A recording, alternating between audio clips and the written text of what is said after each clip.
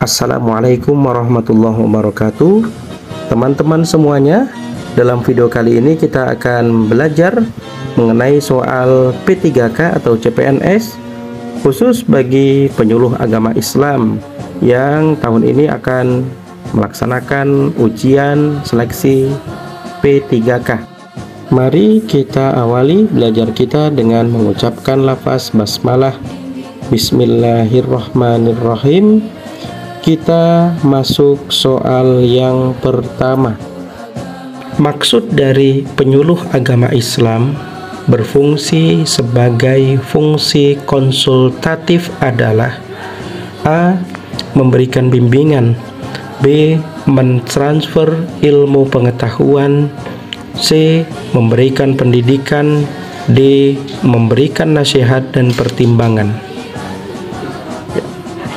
Jawaban yang tepat, fungsi penyuluh agama sebagai fungsi konsultatif adalah memberikan nasihat dan pertimbangan.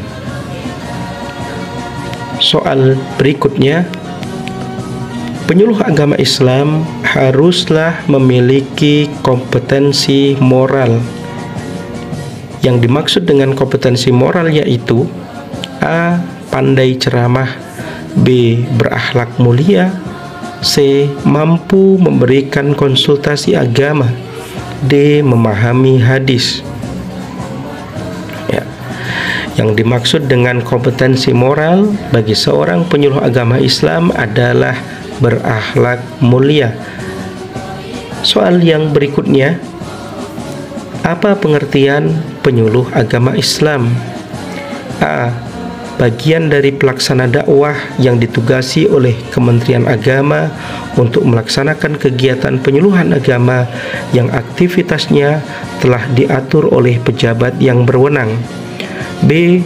Bagian dari pelaksana dakwah yang ditugasi oleh Kementerian Agama. C. Bimbingan agama Islam. D. Orang yang berkecimpung dalam urusan agama. Yang dimaksud dengan penyuluh agama Islam, jawaban yang tepat di sini adalah A. Bagian pelaksana dakwah yang ditugasi oleh Kementerian Agama secara khusus untuk melaksanakan kegiatan penyuluhan agama yang aktivitasnya telah diatur oleh pejabat yang berwenang. Beberapa hal yang perlu diperhatikan untuk bisa menjadi seorang penyuluh agama yang baik kecuali titik-titik. A. Takwin, B. Tangfiz, C. Tangzim, D. Taudi. Beberapa hal yang perlu diperhatikan untuk dapat menjadi seorang penyuluh agama yang baik, yaitu kecuali tanfiz. B. Soal yang berikutnya, kegiatan yang bersifat menyeru, mengajak dan memanggil orang atau kelompok orang untuk beriman kepada Allah sesuai dengan ajaran akidah, keyakinan, syariah atau hukum dan akhlak Islam. Hal tersebut merupakan pengertian dari titik-titik. A. Khutbah, B. Dakwah, C. Tablik, D. Ceramah. Jawaban yang tepat dari soal ini adalah pengertian dari dakwah. Soal yang berikutnya, Rasulullah SAW dalam melakukan dakwahnya dengan cara mujadalah yang maksudnya adalah titik-titik. A. Kebijaksanaan, B. Tegas pada umatnya, C. Berdiskusi atau bertukar pikiran, D. Memberi nasihat dengan cara yang baik. Dakwah Rasul dengan cara mujadalah. Maksud mujadalah adalah berdiskusi atau bertukar pikiran. Jawaban yang tepat adalah C.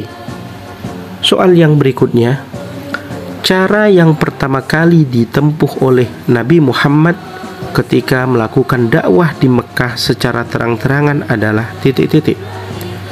A. melakukan seruan kepada penduduk di luar Makkah. B. Mengumpulkan penduduk di kota Makkah. C. Mengundang kerabat Bani Hashim.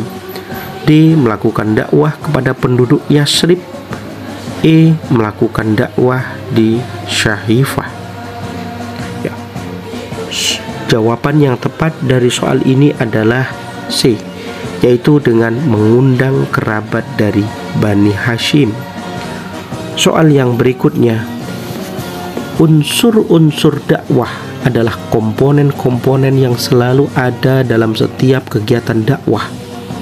Di bawah ini, yang bukan unsur dakwah adalah titik-titik. A. Atsar dakwah. B. Maddah dakwah. C. Wasilah dakwah. D. Tirakah dakwah.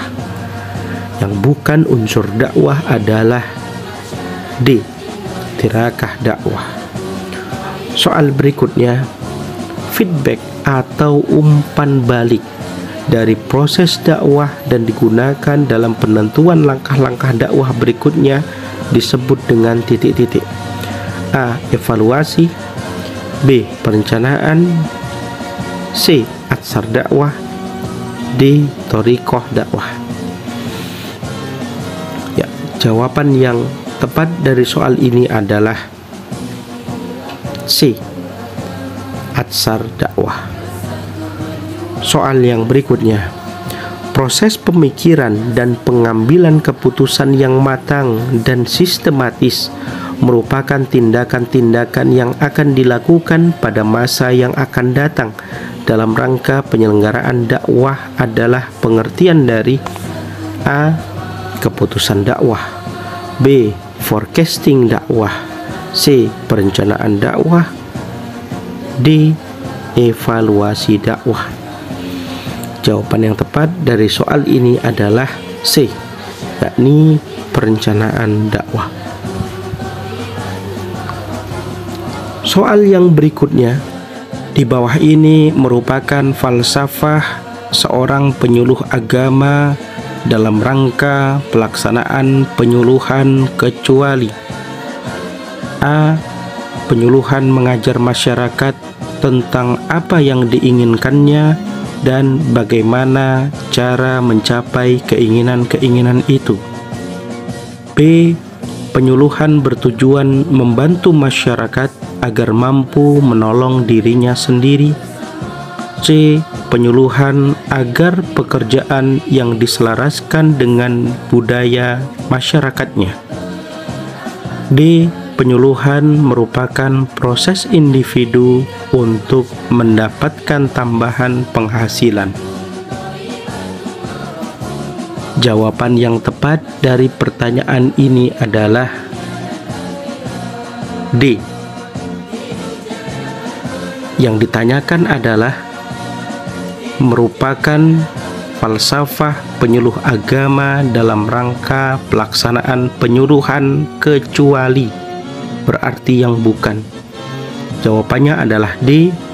Penyuluhan merupakan proses individu untuk mendapatkan tambahan penghasilan, berarti yang bukan. Soal yang berikutnya, di bawah ini merupakan prinsip dalam penyuluhan kecuali. A. Minat dan kebutuhan. B. Belajar sambil bekerja. C. Penggunaan metode yang sesuai. D. Asas kerjasama dengan konfrontasi. Jawaban yang tepat, yang merupakan prinsip dalam penyuluhan kecuali, berarti yang bukan adalah asas kerjasama dengan konfrontasi. Soal yang berikutnya,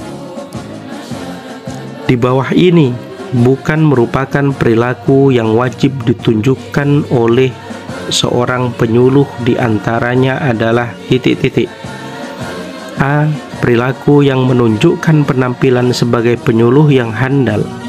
B. Perilaku sebagai anggota masyarakat. C. Perilaku sebagai seorang penyuluh yang unkredibel. D. Perilaku yang mencerminkan dinamika. Jawaban yang tepat adalah C, yakni perilaku sebagai seorang penyuluh yang uncredible. Soal yang berikutnya, perilaku penyuluh agama yang ditunjukkan dalam rambu-rambu kode etik penyuluh agama yaitu A. Penyebar fitnah kepada orang lain. B. Intoleransi terhadap kerukunan sebagai kegiatan kemanusiaan. C.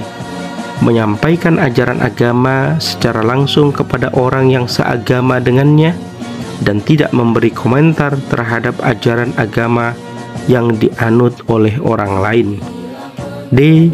Meminta orang lain untuk berpindah agama kepada keyakinan penyuluh. Perilaku penyuluh agama yang ditunjukkan dalam rambu-rambu kode etik penyuluh agama. Jawaban yang tepat adalah C, yaitu menyampaikan ajaran agama secara langsung kepada orang yang seagama dengannya dan tidak memberi komentar terhadap ajaran agama yang dianut oleh orang lain. Soal yang berikutnya, perilaku yang perlu ditunjukkan atau diperagakan oleh setiap penyuluhan adalah titik-titik. A. Tidak berperilaku sebagai manusia seutuhnya, yaitu manusia yang tidak beriman kepada Tuhan Yang Maha Esa, jujur dan disiplin. B. Perilaku yang menunjukkan penampilannya sebagai seorang yang handal, yaitu berkeyakinan kuat atas manfaat tugasnya, pekerjaannya, memiliki jiwa kerjasama yang tinggi, dan berkemampuan untuk bekerja teratur. C. Perilaku yang menunjukkan incredible dalam bertutur kata. D. Perilaku yang menunjukkan non-integritas dalam setiap tugas yang diberikan. Perilaku yang perlu ditunjukkan atau diperagakan oleh setiap penyuluhan adalah B, yaitu perilaku yang menunjukkan penampilannya yang sebagai seorang yang handal, berkeyakinan kuat atas manfaat tugasnya, pekerjaannya, memiliki jiwa kerjasama yang tinggi, dan mampu untuk bekerja secara teratur. Soal yang berikutnya, di bawah ini merupakan landasan dalam penyuluh agama, diantaranya kecuali. Landasan dalam penyuluh agama diantaranya kecuali A. Surat Al-Imran ayat 104. B. Surat Al-Imran ayat 40. D. Al-Imran ayat 110. D. An-Nahl ayat 125. Jawaban yang tepat adalah Surat Al-Imran ayat 40.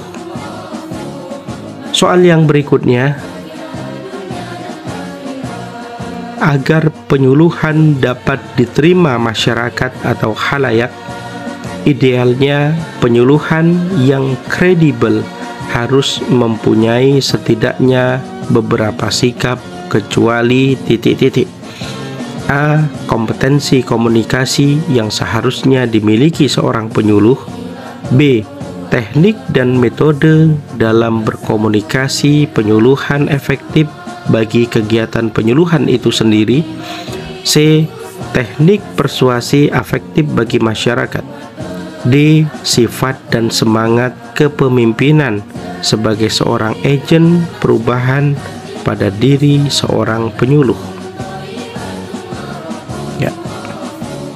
Jawaban yang tepat dari soal ini, karena yang ditanyakan kecuali, yaitu teknik persuasi efektif bagi masyarakat. Soal yang berikutnya, penyuluh agama dan juga penyuluh-penyuluh di bidang lainnya menurut Yoder dalam bukunya pada tahun 1999, harus memiliki kompetensi sebagai berikut. A. Kompetensi persuasi. B. Strategic planning. C. Emosional reaktif. D. Konsolidasi dan negosiasi. Jawaban yang tepat adalah strategi planning.